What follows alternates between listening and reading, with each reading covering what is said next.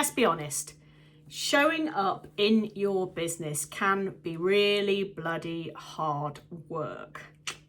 Not hard work because you're lazy or because you're flaky or because you can't be bothered, but because every time you think, I need to show up, I need to press send, go, publish, something kind of in your chest tightens, right? You start thinking, who even cares? Why am I bothering with this? Is this good enough? What if no one cares? You know? So you close the tab or close your phone or tidy your desk, go put the washing on, talk to the cat and tell yourself that you'll do it tomorrow, right? This episode is for that version of you, okay? This is what the Unstuck podcast with me, Libby Langley, is all about.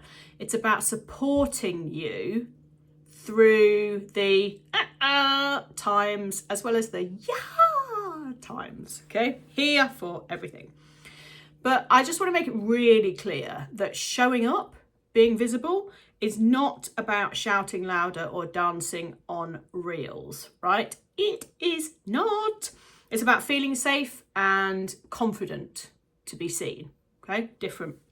Today I want to talk to you about what's really going on under that avoidance of yours and how you can start gently, I suppose, softly, consistently though, showing up in a way that feels good for you. Okay, sound good? Yes, super. So what does showing up actually mean? I think it would be helpful to broaden that definition first off.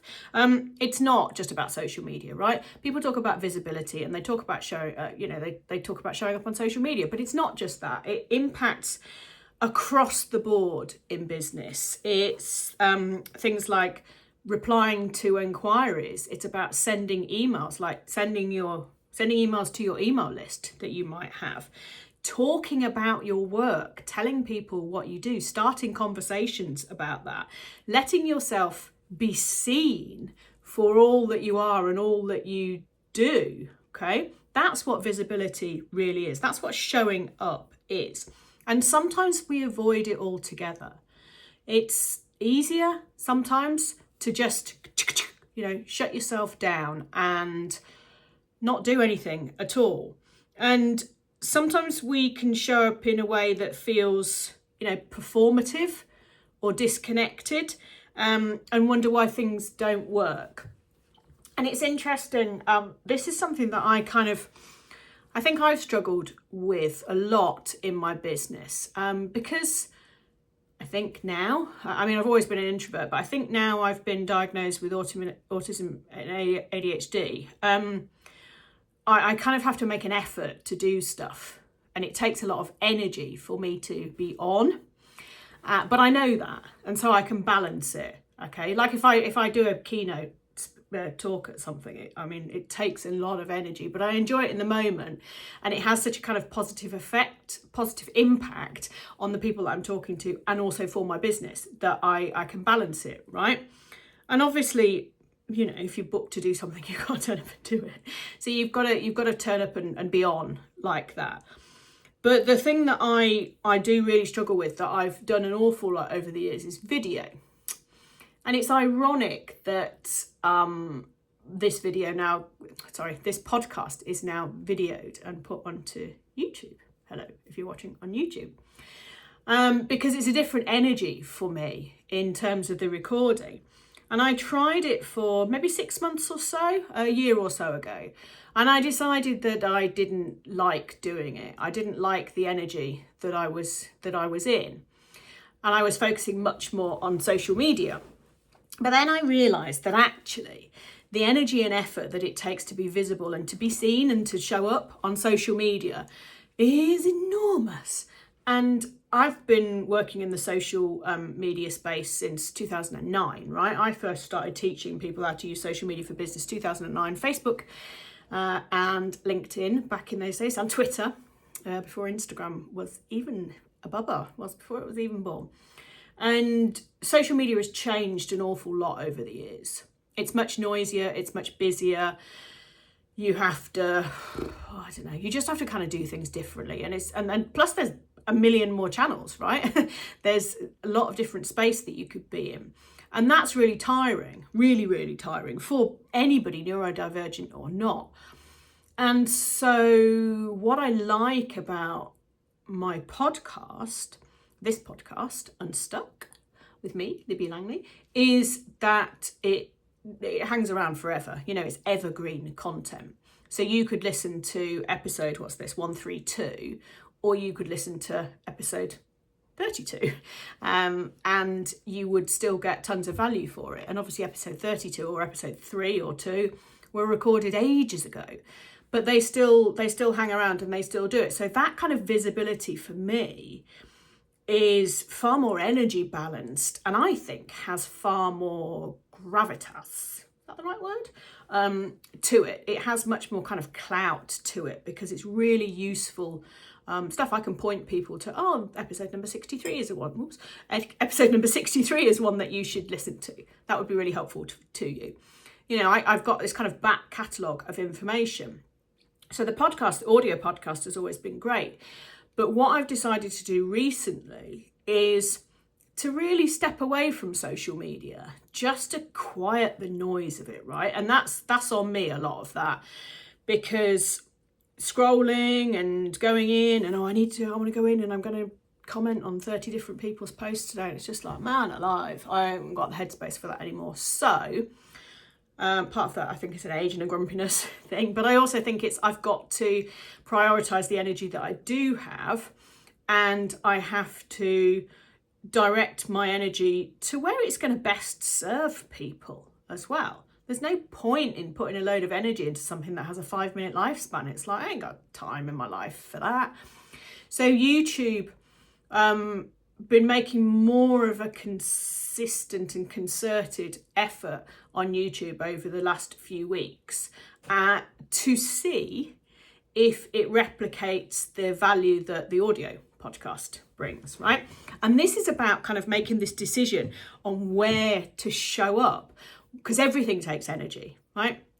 But I would rather direct my energy into something that is sticky, in that it hangs around for a long time, it's evergreen, than again,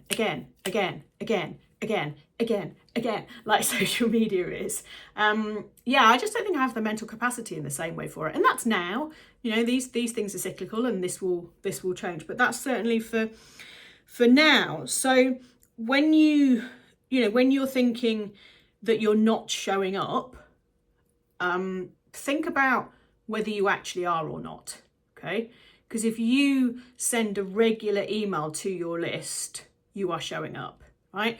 Don't just think that showing up means putting your face on social media, because it doesn't. Okay? I want to be really, really clear on that. Showing up and being visible means lots of different things, and you get to decide what it means for you and where you're going to put your energy and effort, yeah? I have been quite vocal over time about what I think about TikTok. I'm not going to do it. You know, I'm just not remotely interested. I don't have the app on my phone. I don't go into it. I just can't be bothered. I don't like all the short form video. I don't like it. And so I don't create content for that, and I don't consume content for that. And that's a personal choice, right? Doesn't suit me, don't want to do it. And it's okay to make any of these decisions for yourself. There is absolutely no right or wrong here, right? You might love TikTok, in which case, brilliant. Go all in on that, if it's what works for you.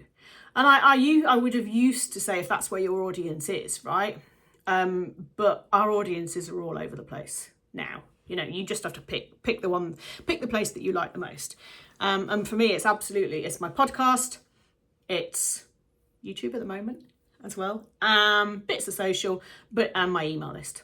Yeah, those are my energy focuses. So that's where I show up.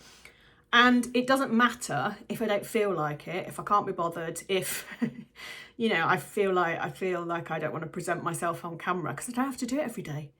I can do these things when I feel like it. And I think that's the difference. It's taking away for me the daily pressure. And that's been enormous. There's been an absolutely huge thing. So I share this with you just to help you kind of maybe think about things differently and think about what your definition of showing up means and what it is. So what about the fears underneath any resistance that you might have to showing up, right? Procrastination is rarely about laziness. I mean, sure, we can be lazy, right? I'm as lazy, I'm really super lazy. And that's okay. I automate as much stuff as possible. So, is it laziness or is it strategically focused? You get to decide what language you use there. But, laziness is sometimes kind of seen as a bad thing, and I don't think it necessarily is a bad thing. It can be a smart thing, right? About efficiency. But if you're procrastinating, it could be fear in disguise, right? There's definitely, well, I'll just do this. I'll just put the washing on. I'll just whatever, rather than doing the thing because you're frightened. And that might be that you've got a fear of judgment. What will people think? Some will hate it. Some will think you're an idiot. Some will think you're talking nonsense. That's always going to be the case. But they'll have pretty minor thoughts of this, right? And some will think you're the best thing ever. And some will be like, oh my God, I'm so glad you said that. I really needed to hear that today. And those are the people that matter. Those are the people that you focus on, right? So we all judge everybody all the time. You're listening to this or watching this and judging me and thinking, what's she doing with her hand, or why does she and ah so much, or whatever. If you hate it, you don't have to consume the content. I think that's one thing that I've really learned over the years. And whilst I sincerely hope that you don't hate me, because that makes me really sad, because I'm quite a nice person and all I'm trying to do is help. But I won't be for everyone, and that's fine, right? Most people won't be sending you hate mail, so whatever, they can just unfollow you. It's fine. That's always absolutely fine. Another fear might be a fear of failure. What if no one signs up? Okay, what if no one signs up? Just means that nobody signed up. It doesn't mean anything. And as I always say to my clients, if you have helped one person with what you've done, that's pretty good. Because one person is the starting point, and then there's another one person, and then there's another one person, and then there's another one person. So just over a year ago, I launched my Confidence to Grow coaching space. And I had one person in it for about, I think maybe 5 weeks or so. And Emma, she's gorgeous. She's still an active member. And me and her, so the group coaching calls was just me and her for a few weeks. And sometimes she wasn't able to come. I literally talked to myself. And then somebody else joined, and then somebody else joined, and then somebody else joined, and and so it goes on. But I just carried on because I knew that this was the start of something really fantastic, right? And it has to start with one. So if your fear is, what if no one signs up? It's like, yeah, but one person might, and that's cool. And then you can just build on that. It's not, there's a lot of talk of like massive launches and, 250K launch and all that. That's not the norm, right? That isn't the norm in business. And I don't say that to say you can't do that, right? Or, rein in those aspirations there, girl. I don't say it for that, just to say, small is great and everything starts with one, okay? So I don't want you to ever feel disappointed in yourself. It's not a reason not to do something, yeah? And also, if you try something and it doesn't work, you can work out why it didn't work and do things differently next time, or realise, well, thank God no one signed up, because actually I don't want to do that anyway. There's always a silver lining, right? There's also the flip side of that, the flip side of the fear of failure, which is the fear of success. What if it works and I can't keep up? What if, and I have that, I kind of have that fear with my Confidence to Grow coaching space, which is funny, really. So it's been running for just over a year now. And, my husband sometimes says to me, what if you get 20 people who want to join at once? And very importantly, it's small. It's a small group. It's an intimate group. On each of our calls, there's generally speaking about 5 people. So I get to really interact with everybody, and everybody gets really personalised support from me and gets to know everybody else and all of this. what if 20 people wanted to join in one go? What if 100 people wanted to join in one go? It's like, well, that hasn't happened in the first year, so I don't think it's very likely. And if it did happen, I would have to change the structure or put in additional calls or something, you know? But I'll worry about that if and when it happens. At the moment, it's one person joins, another person joins, another person joins. You know, it's really nice and steady, which is exactly the way that I want it to be. So, you know, I don't know. Don't worry about stuff and kind of until it's happened. The process is part of the learning, and the doing is part of the learning and of the success. You know, your ongoing success is, a lot of it is down to how you work through things, yeah, the steps that you take there. So it's important that you do name the fear as well, you know. We can work with that then, you can work with that then, not against it. So recognise what's happening and just acknowledge it. That's it. No judgment with that. So when you align your visibility differently, it actually makes stuff easier. So, you know, I've already said about the fact that I adore doing my podcast. I absolutely love this. It's a great way for me to support you and to communicate with you. And in terms of my business side of things, I know people will listen to multiple episodes of my podcast before they have a chat with me, before they end up joining Confidence to Grow. Maybe that's you. Maybe you're thinking about it. Maybe you're doing a bit of test listening of me, in which case, hello, lovely to have you here. You know, that's kind of part of it, right? So deciding to show up on this podcast and guest on other people's podcasts for me, instead of like going into TikTok or, you know, and creating a, I don't know, TikTok shop or whatever. It's a conscious decision, and it's okay. It's okay. Am I missing out by not going on TikTok? Maybe, but not in terms of energy and headspace, let me tell you that, right? So I'm consciously choosing aligned visibility. Really, really important. It's the visibility that suits my energy and that I want to do and that I enjoy doing. So that's something for you to reflect on, right? Where you show up, how you show up. Do you like it? Does it work for you? If not, don't do it. You know, the world ain't going to end. What about if you email people, and instead of thinking, right, I need to send out an email, I need to get some sales from this. That's kind of quite a bullshit, bro-markety way to approach email marketing. What if you just think, do you know what? There's these people who have said they want to hear from me. I'm just going to say hi and tell them a funny story or share something relatable and or something really heartfelt or something I fear that they may relate to. That level of visibility will, I'm fairly sure, do you far more good and build a far deeper connection than pitch all the time, right? Because none of us want to be sold to. We want to buy, but we want it to be our decision, you know? Let them think it's their decision, right? Like I do with my husband. That's an excellent idea, I'll say to him when I've been mentioning it for 3 months already.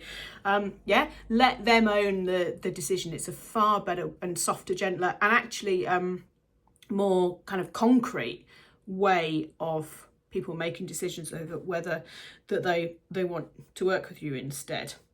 And so another way that you can choose your own visibility is to do YouTube instead of daily social media posts. You know, do written only on LinkedIn versus doing videos or pictures on Instagram, right? You get to choose the space that you're in.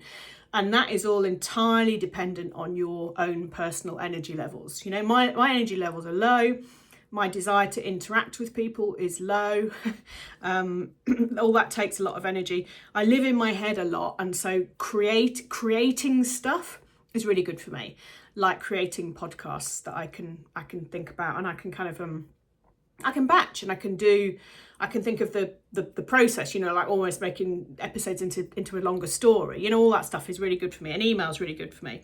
But the short standalone video stuff, it's just like, what was the point of doing that one? I don't like it. So, and when you've just got to be consistent, then, that's not great, right? Because your nervous system is probably fried. So you don't have to just be consistent. You have to find the right thing for you. So you don't need to push harder. You need support. And that could be internal stuff like tools, structure, clarity, systems, scheduling, those kind of things, or external support such as coaching or a community. And consistency, really, honestly, it comes from the safety of doing the thing that you enjoy doing, not pressure to do more or something different. There are people who have really successful businesses by just posting blogs still, and they don't do anything else, right? Or writing a book. And it's because it's really, I've written a book, it's a really passive thing. There's loads of stuff. It doesn't have to involve social media. Make sure that you are kind of not pushing yourself and you're supporting yourself instead, Pushing is like, I should be doing more. I should be doing this. I should be doing that. Other people are doing more. Oh, they're doing that over there. I need to do that, right? That's really like, I don't know. No, you don't. You're a grown-up. You get to make your own choices as to what you do, yeah? But supporting yourself, it sounds much more like, what small thing can I do today that's going to make a difference? In what small way can I show up today? What would feel kind and aligned right now? I have a post-it note on my wall that I will have millions, but the one that's right in front of me, and it says, what can I do today to grow and serve my audience? And that's a simple reminder for me, because my job is to grow and serve my audience, right? That's my job. And so what small thing can I do? And it might be an email, it might be responding to something, it might, could be lots of things. Could be recording a podcast, could just be sharing a previous podcast episode, right? If you've got all this content, don't create new content all the time. Just direct people to previous stuff. That's really smart, right? That's why evergreen stuff is good, yeah? But I want to reframe visibility for you. I really hope that this is what you take away from this episode.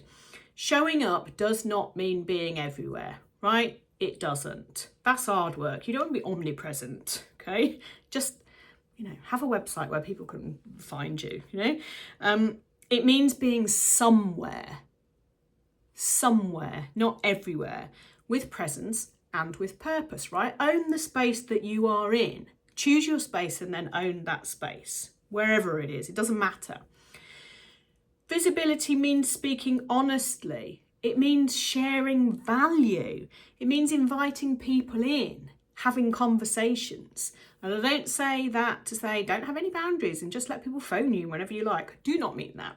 What I mean is invite conversations. It's great. I love it when you respond, when you message me about something that you've heard in this podcast and it's really helped you. I absolutely love it. And I ask you to do it in practically every episode, because I genuinely want to hear from you and to start those conversations. It's really, really important to me that I'm not just banging on all the time, that I actually know what this helps you with, right? So I very much appreciate that you do that. And you get to be visible in whatever way you want that matches your energy and matches your personality. And you do not have to lip sync in any way whatsoever unless you choose to, okay? I mean, they're funny to watch, those videos sometimes, but honestly, I couldn't bother to make any. I've done my time of that, and it's not going to transform your lives if I lip sync in a 23-second video on Instagram. I tell you, it ain't. So, nor is it going to change mine. So, just to say, in summary, deep breath. If you've been hiding, you are not broken, right? You have been protecting yourself. You are unsure. There's a lot of noise. You don't necessarily know what to do and what not to do, right? But you get to choose. You get to be totally honest with yourself and say, I'm not going to speak on a stage ever because it makes me really uncomfortable. I'm going to write some articles on Substack instead. Great. I'm going to focus just on Instagram because LinkedIn, I don't like it. I'm just going to email people and set some ads up so I get new people joining my email list. Great. I'm going to go all in on all the social media platforms and on YouTube. Great. As long as you know what the energy and effort is and how that visibility looks for you and what you need to do to it, great. You get to make the choice, right? So this episode is your permission to stop forcing what's going on and to start showing up in a way that really feels like you feel happy with, you feel comfortable with, and you can be consistent with because you like it and because it builds whatever community that you want to build and it brings in whatever clients that you want it to bring in. But less, oh my God, honestly, less is more. Do something well and forget about all the other things. Okay. Thank you very much for joining me again today on this episode of Unstuck. I'll see you next time. Lots of love. Bye.